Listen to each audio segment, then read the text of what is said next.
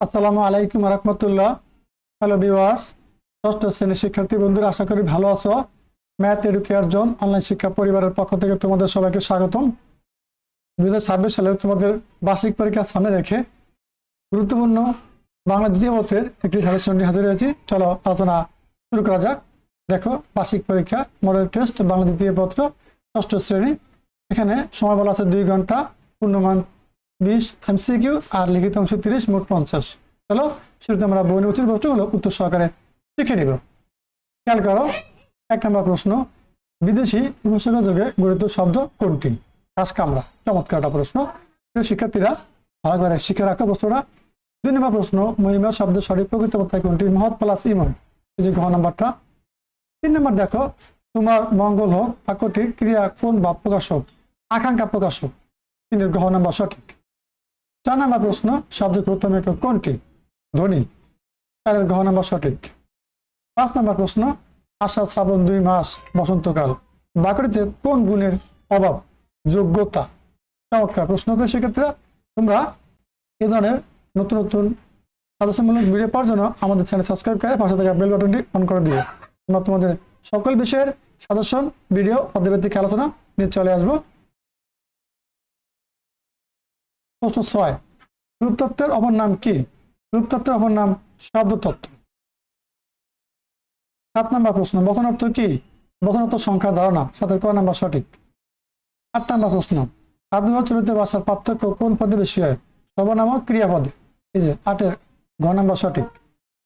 9 নম্বর প্রশ্ন, বাক্যের উদ্দেশ্য কত প্রকার? বাক্যের উদ্দেশ্য 2 প্রকার, উদ্দেশ্য আর একটা বিধেয়।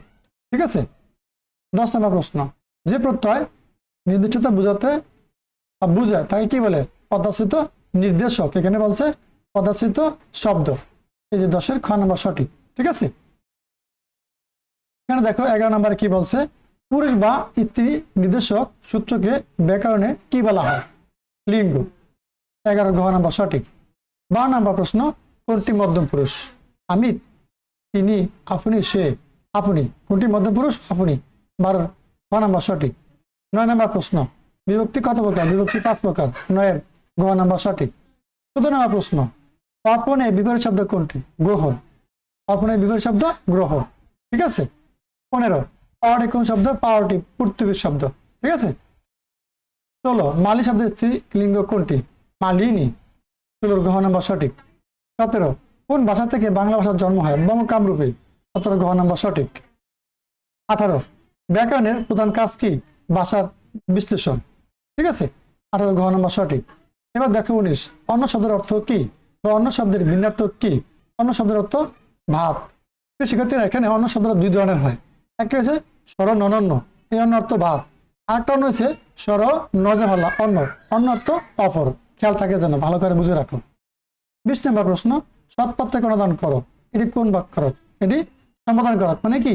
ত্যাগ করে দেওয়া, সত ত্যাগ করে দেওয়া বুঝেছে। ঠিক আছে। সৎপথে অনুদান করো, এটি সম্প্রদান কারক। এই ছিল 20টা বহুনির্বাচনী প্রশ্ন, উত্তর সহকারে বলে দিলাম। এগুলো 100% কমন উপযোগী প্রশ্ন, ভালো করে শিখে রাখো। চলো এবার আমরা লিখিত অংশের প্রশ্নগুলো দেখে নিব। রচনামূলক অংশ মান 30। 1 নং আছে কি?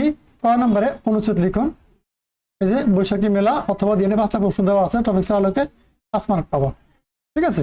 তোমরা প্রশ্নটা ভালো করে দেখবা। বাংলাদেশ ঋতুর দেশ, এর মধ্যে বর্ষা অন্যতম একটা ঋতু, সেই সম্পর্কে আলোচনা করছে।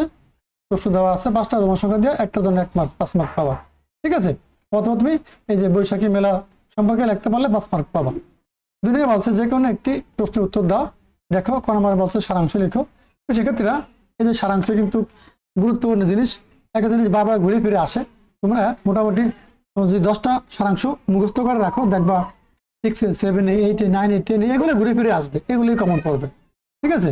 আবার দেখো সারমর্ম, এই সার্থক জন্ম আমার জন্মের সেই দেশে। শিক্ষার্থীরা, আমরা তখন পড়ালেখা করি, তখন কিন্তু এগুলোই ছিল, এখনো এগুলোই আছে। এই জন্য কি বলবো, 10টা সারাংশ, 10টা সারমর্ম কমন কমন দেখে পড়ে রাখবা। দেখো প্রত্যেকটা পরীক্ষা ঘুরে ফিরে এগুলি বারবার আসবে সব ক্লাসে। ঠিক আছে।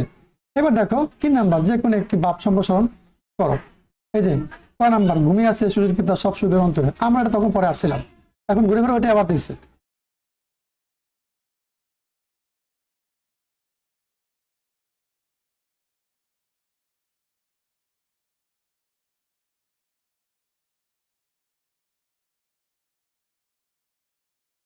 নাম্বার দেখো, সংসার সাগরের দুঃখ তরঙ্গের খেলা, আশা তার একমাত্র ভেলা। এগুলো কিন্তু আমাদের সময় ছিল, এখন তোমাদের সময় আছে, তোমরা একটু ভালো করে মনে রাখো, দেখবা 6, 7, 8, 9, 10 একেবারে বাপসম মোশন সারাংশ সারমর্ম চলে আসবে, অনুবাদ চলে আসবে।